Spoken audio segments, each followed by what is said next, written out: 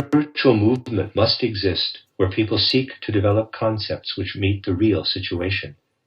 There will be vast numbers of people in future who want to stick to the rumblings of the past. Today they are still in the minority. Their concepts, ideas, and actions will be based on the outside world around them, and on the fact that their bodies are being filled with the Ahrimanic spirit which wants them to form such ideas. We should not fool ourselves, for we are faced with a quite specific movement. At the Council of Constantinople, it was decreed that the spirit did not exist. It was dogmatically stated that the human being consisted only of body and soul, and it was heresy to speak of a human spirit. In the same way, attempts will be made to decree the soul, the inner life, as non-existent.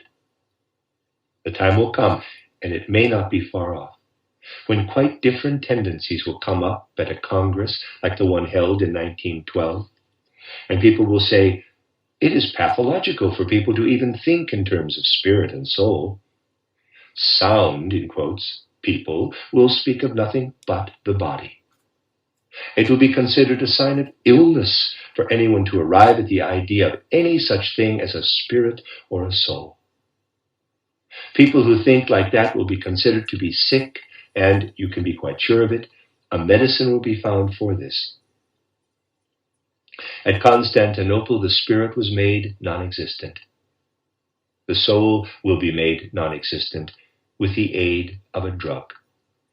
Taking a, quote, sound point of view, close quote, people will invent a vaccine to influence the organism as early as possible, preferably as soon as it is born, so that this human body never even gets the idea that there is a soul and a spirit. The two philosophies of life will be in complete opposition. One movement will need to reflect how concepts and ideas may be developed to meet the reality of soul and spirit.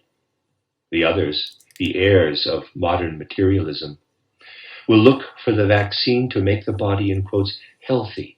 That is, makes its constitution such that this body no longer talks of such rubbish as soul and spirit, but takes a sound view of the forces which live in engines and in chemistry, and that planets and suns arise from nebula in the cosmos.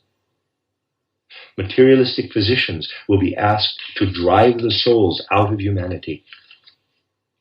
People who think that playful ideas will help them to look ahead to the future are very much mistaken. We need serious, profound ideas to look ahead to the future. Anthroposophy is not a game, not just a theory. It is a task that must be faced for the sake of human evolution.